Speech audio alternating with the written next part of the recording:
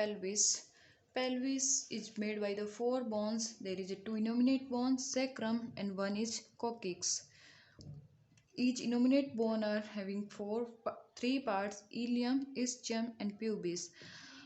Both innominate bone are making a joint, that is the symphysis pubis joint, because both pubic bone are joining, and it is a kind of fibrous joint.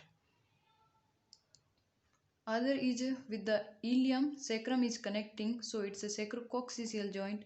And third one is with the coccyx, sacrum is joining with the coccyx, so it's a sacrococcygeal joint. Both are the type of synovial joint. Sometime sacrococcygeal joint is hinge joint because it's movable at the time of delivery, or we can say labor. Other thing that we are discussing is based on shape. We are discussing the type of pelvis. Based on shape, we are dividing it in four types. First type, that is the gynecoid type, and round shape inlet, that is the gynecoid type, and it is most common into the females and most favorable for the normal vaginal delivery.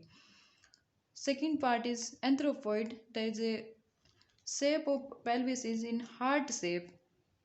Android type is most common into the males.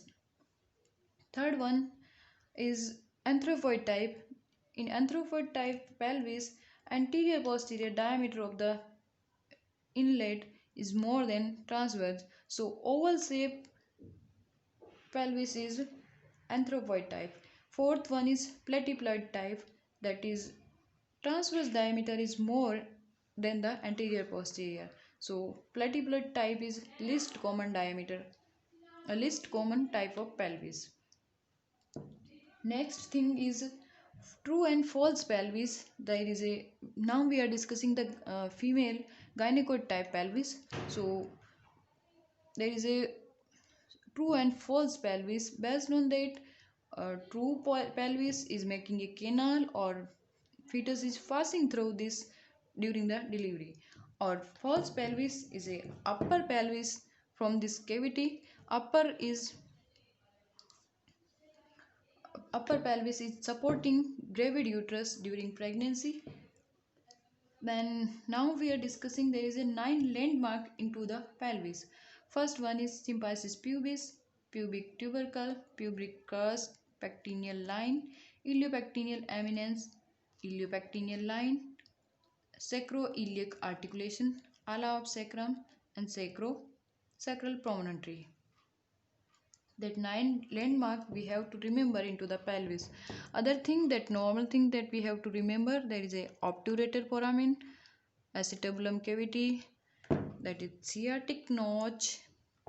Other than it is ischial tuberosity, ischial spine. That thing we have to remember. Now next thing that we are discussing, it is the true pelvis. Into the true pelvis there is a 3 parts. First one is inlet, we can say brim. Next thing is cavity, and outlet. Outlet is that shape, making a diamond shape, or we can say it's a butterfly shape. Now we are discussing diameters of the pelvic inlet.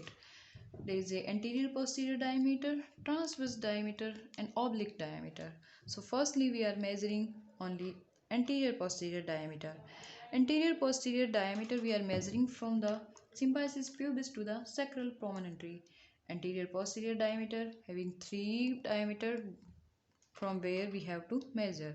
First, anterior posterior diameter, that measuring from the upper border of the symphysis pubis to the sacral promontory, that is true conjugate, or we can say anatomical conjugate, that is 11 centimeter.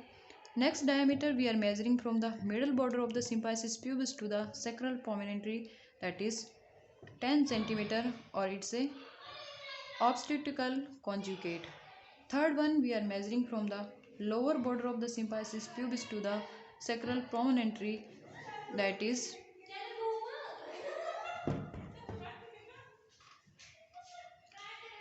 that is 12 centimeter, or we can say diagonal conjugate.